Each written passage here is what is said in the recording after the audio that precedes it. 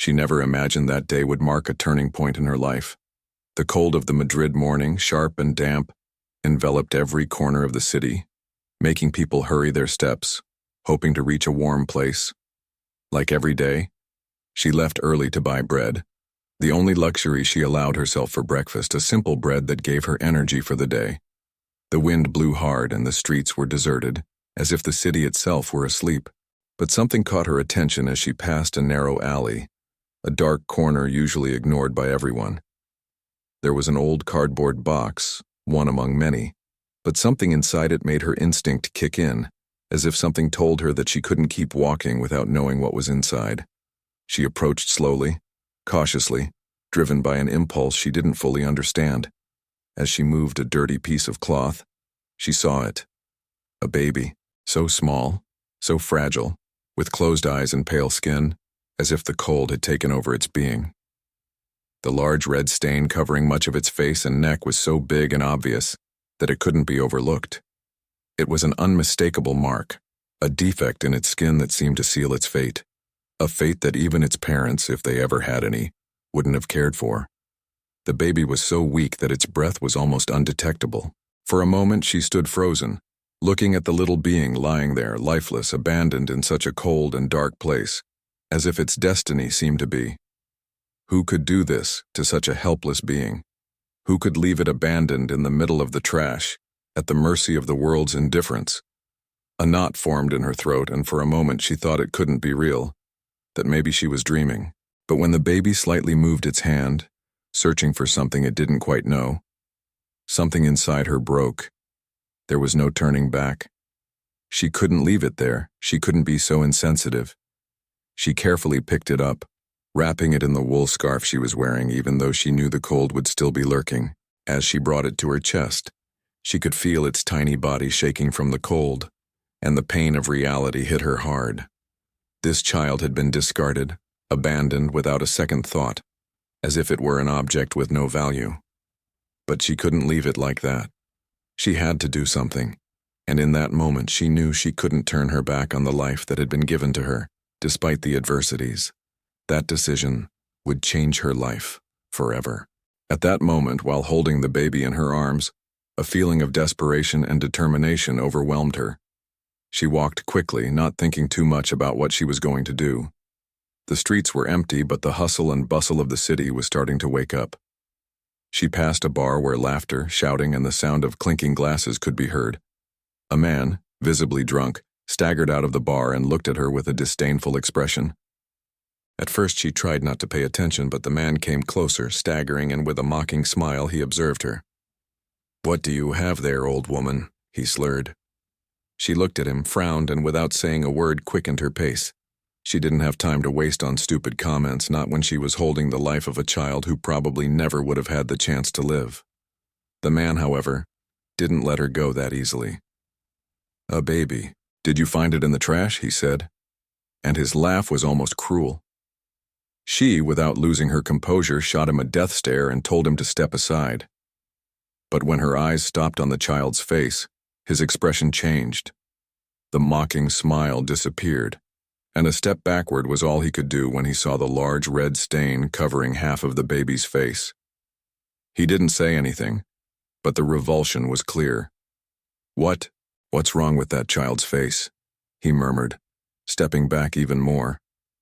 Rosa squeezed the baby tighter against her chest, wrapped it in her scarf, and without answering, kept walking.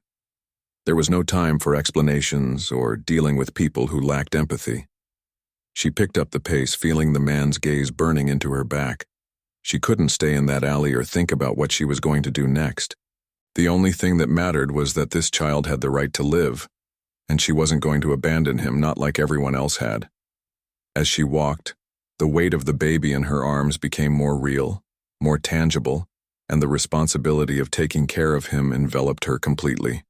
She looked at him again, his tired face, his eyes filled with worry, but with a hope she couldn't ignore. She knew the road would be difficult, but she couldn't give up. She had made a decision, and now she had to do everything she could to give the baby the chance to be loved.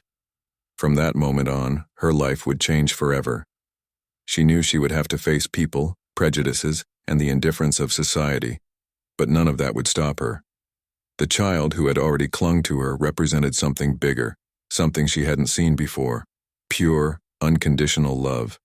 The love that, even in the midst of darkness, can find the light. When she finally arrived at her small apartment, she felt the weight of exhaustion in her body, but she couldn't stop. She hurriedly opened the door and entered, quickly closing it behind her, as if by doing so, she could leave the cold, the fear, and the hostility of the outside world behind. Her home was modest, barely a small space with old furniture and dim lighting, but at least it was warm.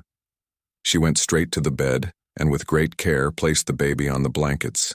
The baby barely moved, its breath still so weak that panic overtook her for a moment. Had she come too late? She carefully removed the scarf and gently stroked his cheek with her rough fingers from years of work. His skin was cold. Without thinking, she turned on the small stove in the corner and took off her old coat to wrap him up better. She held him in her arms again, trying to give him some warmth with her own body. As she did this, her mind kept questioning her. What kind of mother could abandon her child like this? What kind of person had a heart so cold that they would leave a defenseless baby in an alley in the middle of winter? She felt anger that boiled inside her, but she also felt a deep pain, because she knew the world was full of people like that, people who looked at others as if they were less, as if they didn't deserve to exist just because they were different. Her thoughts were interrupted when the baby, with effort, slowly opened his eyes for the first time since she found him. His gaze was weak, but for a moment, she thought she saw something in them, something that moved her to the core. It was as if the child were seeing for the first time someone who wouldn't turn their back on him. His little lips moved slightly, as if trying to say something, but he didn't have the strength. That was enough for her to decide at that precise moment that she would never leave him alone. It didn't matter if she didn't have money, if her life was complicated, or if the whole world was against her. This child was no longer a stranger. He wasn't a problem she could walk away from. He would become her reason, her fight, the most important thing. With silent tears in her eyes, she cradled him against her chest and whispered softly, "Matteo, you'll be called Matteo." And with that simple act, something inside her changed forever.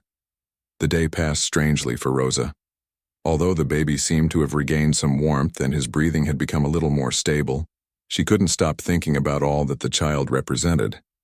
She had to take care of him, but she also knew her life would change completely.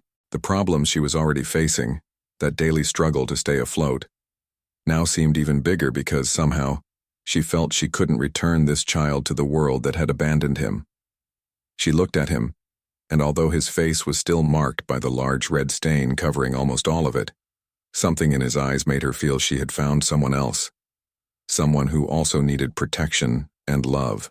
Matteo, as she had named him, had the power to give back a humanity she herself had lost over the years of struggle. She sat on the bed with him in her arms, looking at the walls of the small room, wondering how she would manage, how she could give him what he deserved. But at the same time, something inside her felt different. The anger she had felt when seeing him in the street, abandoned as if he were an object with no value, had transformed into something stronger. It was a silent promise she made to that child. She would give him everything she had, even if it wasn't much. As she caressed him, she thought about what people would say, about the look she would surely receive if anyone found out what she had done. She knew rejection would be inevitable, but that didn't matter anymore. She was willing to face it all, if necessary, just to make sure Matteo wouldn't feel as she had felt all her life, alone and worthless. She decided then that the next day she would take him to the street, show him to the world, and challenge all those prejudices. She wasn't afraid of being pointed at, of people looking at her with disdain for picking up a strange child, as they might say. She didn't care about the gossip. The only thing that mattered was giving Matteo the chance to feel there was someone willing to love him, no matter his appearance. The next day arrived with the same cold that had accompanied Rosa throughout her life, but something had changed in her. Even though she knew how difficult it would be to face the world with Matteo in her arms, she had no doubt that she couldn't keep hiding. That morning, she woke up earlier than usual, carefully combed Mateo's hair, though it was still a little curly and messy, and put a small outfit she had managed to get with much effort on him. It wasn't much, but it was clean and new, enough to give a sense of dignity. She couldn't afford much more, but in that moment, that didn't matter. She looked at him in the mirror of the small room and saw a child filled with hope in his eyes. He, with his untouched innocence, seemed unaware of the battle that had already begun. When she asked with a smile full of tenderness, "Mateo, do you want to go to school?" His little face lit up, and even though he didn't understand everything that was happening, his enthusiasm made her feel a little stronger. She took his hand firmly, feeling the small weight of his existence intertwined with hers. She knew the first step would be the hardest. When they left the house, she realized what awaited her. Curious looks, whispered conversations behind her back, unasked questions. The world wasn't kind to those who didn't fit into its standards. As she walked through the streets, she couldn't help but overhear the murmurs of the people around her. At first, everything seemed silent, but as she progressed, they started arriving. The fixed stares, the expressions filled with disbelief and, in many cases, contempt. Mrs. Consuelo, an older neighbor who knew Rosa, looked at her and made the sign of the cross, murmuring something that only Rosa could hear. "Holy Mary, what is that?" It was a reaction that made her realize that life would never be easy for Mateo. But she kept walking, not looking back. When they reached the school, her heart raced faster than she could bear. She approached the entrance, and before entering, saw a group of parents talking. They all fell silent when they saw Mateo, and some even took a step back. Rosa felt it in her skin. The discomfort of the others was palpable, and she knew this would only be the first of many difficult moments. But at the same time, she felt a strange calm, knowing she was doing the right thing. Although no one in the world would understand, her mission wasn't to please people. It was to protect Mateo and give him a chance to live without being judged for something he couldn't change. The first day of school was an experience that left a deep mark on Rosa and Mateo, one they would never forget. Although the child still didn't fully understand the magnitude of the situation, Rosa couldn't stop feeling her heart tightening with every step. The whispers of the other parents when they saw them were unmistakable. Some looked at Mateo as if he were an alien, something strange that didn't belong there. Others, like Mrs.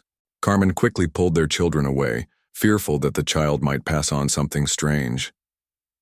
Rosa tightened Mateo's hand, who looked around, not understanding why everyone was staying away. Her heart hurt as she saw that, in the eyes of those children, judgment was already planted, rejection toward something they couldn't understand. When they entered the class, the teacher, Ms. Valeria, stood stunned when she saw Mateo's face, and although she tried to mask her discomfort, her eyes couldn't hide her surprise. The teacher hesitated, then invited him to sit in the corner of the room, but no one approached him. The other children moved away, some whispering among themselves, others simply staring with curiosity or disgust. Mateo, unaware of the hostility surrounding him, sat in his seat with the same innocence he had come into this world with. But soon the comments started. "Why is that kid here?" one girl whispered, loud enough for Mateo to hear. "Look at his face," another murmured. Rosa stood at the door, watching her grandson as he looked around, trying to understand why no one wanted to be close to him. The pain of seeing that scene cut through her like a knife. Her chest tightened, and for a moment she thought everything she had done had been in vain. However, as she looked at Mateo, she saw the purity in his eyes, that light that hadn't been extinguished by the rejection or the taunts. She knew the path would be long, that it wouldn't be easy, but at that moment, she made a firmer decision than ever. She couldn't abandon Mateo. She couldn't allow the world to take away that spark of hope that he still carried inside. She had to fight for him, for his right to exist, for his right to be happy, no matter what people thought. Mateo's life at school was never easy. Every day as he walked out the door, the murmurs and looks grew stronger. The laughs that reached his ears, the gazes full of fear or contempt, became his routine. Meanwhile, Rosa found herself more and more exhausted. Not only did she have to deal with the difficulties of her own life, but also with the pain of watching her grandson, with all his purity and love, constantly being marginalized. Matteo no longer asked to go to school, and every time he came home his face grew even darker. The child who had come full of life, with innocent curiosity, now walked with his head down, his eyes empty, as if he had lost hope in everything around him. The people in their neighborhood, the neighbors, didn't help either. She felt trapped in a vicious circle. She tried to protect Matteo, but he couldn't escape the disdainful looks and comments that followed him. One day, Rosa decided to do something drastic. She was tired of seeing her grandson suffer, tired of seeing how the whole world turned its back on him. She decided she couldn't let Matteo live like this. She couldn't allow others to decide his fate. After weeks of doubts, she gathered her courage and took Matteo to the nearest art center, determined to change something in his life. She knew art could be a form of expression, of liberation, something that maybe Matteo could use to deal with everything that was going on. But what she didn't expect was that this day would mark the beginning of a radical change in their lives. The director of the gallery, upon seeing Matteo's drawings, not only recognized them as art, but as something deeper, an expression of pain, loneliness, but also of a resilience that still remained intact in Matteo's heart. He offered him an opportunity that, at that moment, seemed incredible. Matteo would begin to show his works, and somehow the world would start to see beyond the red stain on his face. The opportunity was the first ray of light in so much darkness, and although he didn't know it yet, this moment would mark the beginning of his true overcoming. Matteo's first exhibition was a moment neither he nor Rosa would ever forget. Rosa, filled with nervousness, watched from the corner of the gallery as people approached her grandson's paintings. Although at first it seemed that no one was paying attention, little by little, people began to stop. Their eyes lit up when they saw the strokes, the shapes, the pain captured in every painting. It was as if the colors, though dark and gloomy, told a story that touched the soul of anyone who came near. Matteo's art spoke of something more than his appearance. It spoke of struggle, suffering, and above all, the hope that, despite everything, had never left his heart. Rosa watched all this with a mix of disbelief and gratitude. She had never imagined that the child she had found in an alley, discarded by the world, would become so important to others. Within days, all of his drawings were sold. The gallery director, impressed, offered Matteo an even greater opportunity: to keep exhibiting his works in larger galleries, with the possibility of earning enough money to live off of what he loved to do. It was such a big change, such an unexpected one, that Rosa couldn't believe it. The money Matteo earned from his paintings allowed them to leave Don Gustavo's building, the place that had symbolized all the abuse and rejection they had endured. Now with enough money they could start a new life, far from where it had all begun. It wasn't just a material improvement, it was a profound change, one that would allow them to build a future where Matteo could live without fear, where his worth didn't depend on a birthmark that, in the end, only existed in the ignorant minds of those who rejected him. But what surprised Rosa the most wasn't the economic success or the fame that her grandson was starting to gain. It was how Matteo, despite all he had suffered, never allowed hate to take over his heart. Instead, Matteo began to open himself up to the world, forgive those who had despised him, and understand that his value didn't depend on the acceptance of others, but on what he himself knew he was worth. Matteo's life began to change in unexpected ways, but the true transformation wasn't only external. As his success as an artist grew, so did his understanding of what true family and forgiveness meant. Although he had overcome so much pain, there was still an open wound he couldn't ignore: the abandonment of his biological parents. Sergio and Camila, those who had left him in an alley without caring for his fate, finally appeared in his life. They did so not because they truly wanted him, but because now that Matteo was famous, they wanted to take advantage of his success. When they arrived at the gallery, dressed in elegant clothes, expensive perfumes, and that look of those who believe they can buy everything, they approached Matteo with a fake smile, as if the years of indifference and abandonment could be erased with a simple word. "Matteo, son, we've seen what you've achieved and we're so proud of you," Camila said, her voice full of false sweetness. But Matteo didn't let himself be fooled. That child who had been abandoned was no longer the same. He had transformed into a strong young man who had found his purpose in life and, most importantly, in himself. At that moment, Matteo felt something he had never felt before. It wasn't pain, it wasn't anger, but a deep sense of liberation. He realized that even though his biological parents tried to get close because of interest, he no longer needed them. He had found a true family in Rosa, a woman who had given him everything without asking for anything in return, and in his friends, in the people who had accepted him for who he was, not for what others wanted him to be. Without hesitation, Matteo responded to them, without anger, but with a firmness that surprised even Rosa. "I don't have parents. My mother is Rosa, and she is all I need." With those words, Matteo freed himself completely from the weight of his past. He no longer carried the guilt or resentment, just a deep gratitude for the opportunity life had given him. At the same time, Matteo's biological parents were left silent, unable to utter a word. It was them who, in the end, lost him, and Matteo knew it. Matteo's success wasn't only reflected in his art and the doors that opened for him, but in how he completely changed his life. With the money he had earned, he bought the old building where he had lived with Rosa. That property, which had been the scene of so many struggles and sufferings, became the refuge they had always needed. Although it wasn't a luxurious mansion or an elegant home, for Rosa and Matteo, it was a home filled with peace and love, a place where the scars of the past could finally heal. However, this victory wasn't just economic, it was something much deeper. Matteo, with his art and success, began to take a firm step toward social justice. He never forgot the children who, like him, had been rejected, abandoned by society just for their appearance. With the money he had earned, he opened an art center for homeless children, a place where they could express their pain, their dreams, and their fears through art. Matteo became a beacon of hope for those who felt invisible, like he once had.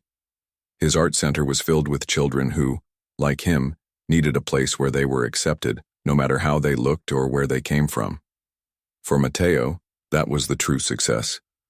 Not only having overcome himself, but also having given others the chance to rise.